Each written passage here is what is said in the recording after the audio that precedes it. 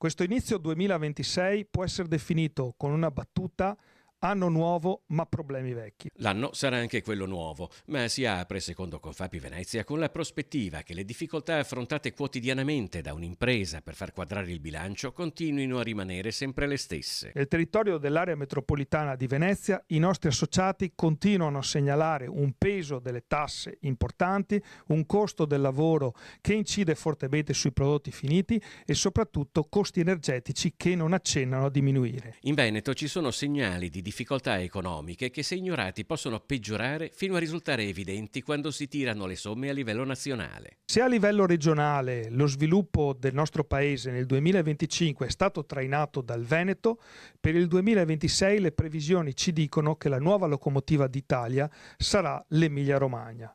Questo è un dato che deve, a nostro parere, far riflettere Palazzo Balbi per la futura pianificazione industriale. L'assenza di pianificazione, della capacità di progettare a lungo termine, rimane però un altro problema storico della nostra politica, anche a livello nazionale, ed è ciò che Confapi contesta alla legge di bilancio 2026.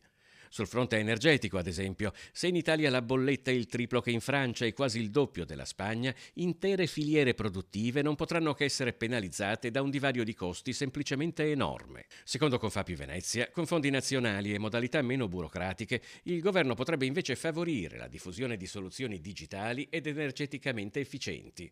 C'è poi la carenza di personale, tanto in ambito industriale e manufatturiero quanto nelle aziende di servizi.